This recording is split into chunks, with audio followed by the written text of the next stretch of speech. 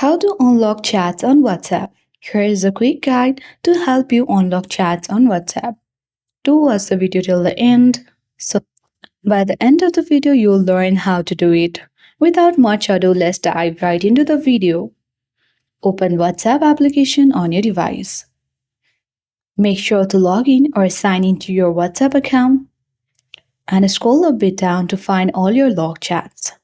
Tap on Lock Chats and you have to scan your fingerprints or enter your privacy password to enter on your locked section. Once you have done that, you will see all your locked chats on WhatsApp. Simply tap and hold particular chat you want to unlock on WhatsApp. Tap on three dots at the top right corner of the screen. On this drop-down menu box, select Unlock Chat and confirm face or fingerprint.